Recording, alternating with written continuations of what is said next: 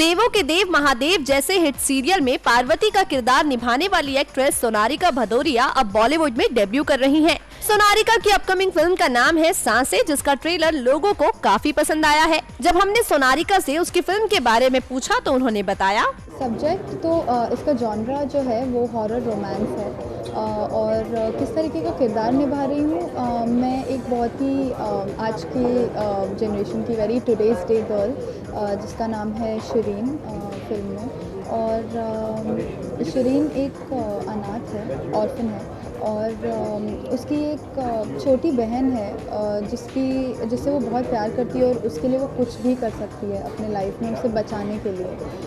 और शिरीन का एक अपना पास्ट है, एक बहुत ही डार्क पास्ट है जो कि उसे हॉन्ट कर रहा है आज भी। तो कैसे इस कहानी में फिर रजनीश जो है, जो अभय का किरदार प्ले कर रहे हैं, वो आते हैं और कैसे इसकी लाइफ बदल जाती है। तो ये एक थोड़ी सी समरी है फिल्म की।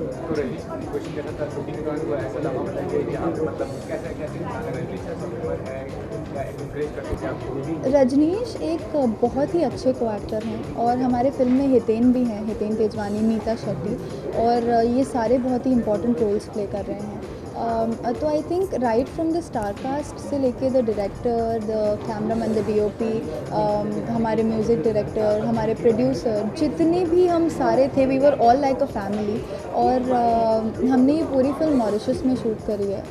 तो कब फिल्म शुरू हुई और कब ख़त्म हुई पता ही नहीं चला। ऐसा लगा हम अच्छी सी वेकेशन पे आए थे और लगा ही नहीं कि बिल्कुल काम कर रहे थे। और जहाँ तक रजनीश की बात है, वो एक बहुत ही सपोर्टिंग को एक्टर हैं और जाहिर सी बात है मैं इस इंडस्ट्री में नई हूँ और उनको काफ़ी एक्सपीरियंस है, तो मुझे उनसे काफ़ी कुछ सीखने को मिला। और उन्होंने मुझे कई सीन्स थे जिसमें उन्होंने अपने ओपिनियंस भी दिए कि हम किस तरह से सीन को अच्छा कर सकते थे। तो आई थिंक वो बहुत हेल्पफुल था। और बाकी तो मतलब इन सबको पता था कि मैं असल ज़िंदगी में बहुत बड़ी डरपोक हूँ।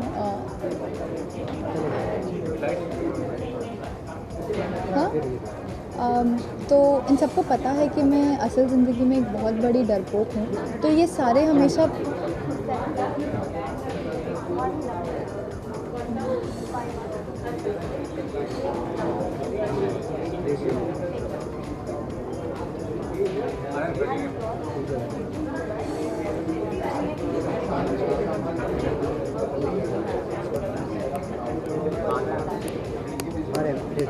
रेडी जी। तो इन सबको पता है कि मैं असल ज़िंदगी में एक बहुत बड़ी डरपोक हूँ और मैं हॉरर फिल्म्स नहीं देखती और मुझे भूत के नाम से बड़ा डर लगता है। तो ये सारे कुछ ना कुछ प्लान करते रहते थे कि किस तरह से ये मुझे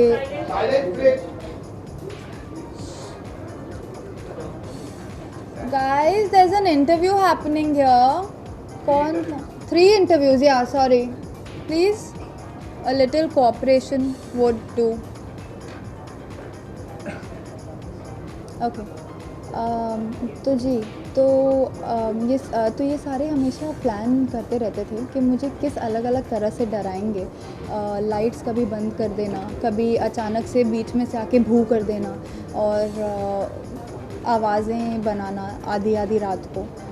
तो ये इन्होंने अपनी पूरी कोशिश की मुझे डराने की, लेकिन मैं नहीं डरी क्योंकि मुझे पता था कि ये मुझे डराने वाले हैं।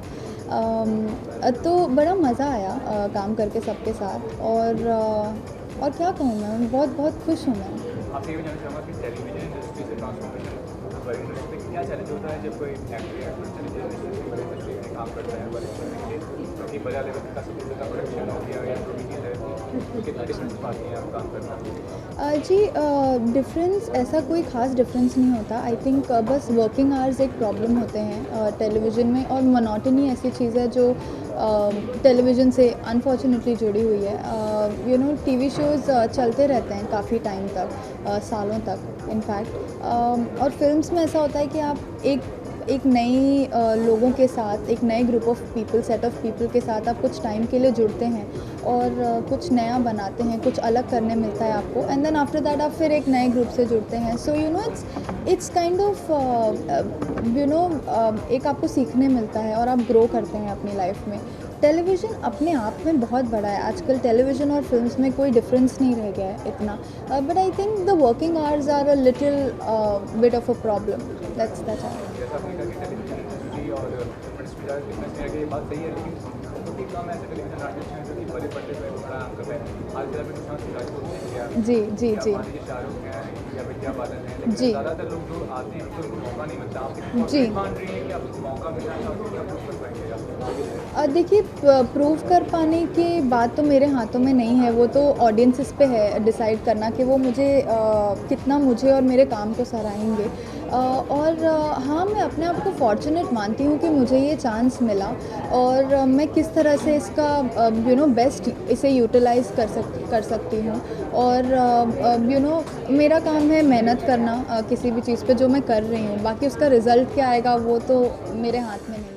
खैर, फिल्म एक रोमांटिक हॉरर कहानी पर आधारित है, लेकिन अब लोग इस फिल्म को कितना पसंद करते हैं ये देखने वाली बात होगी. नेक्स्ट 9 न्यूज़ रूम से मेघा की रिपोर्ट.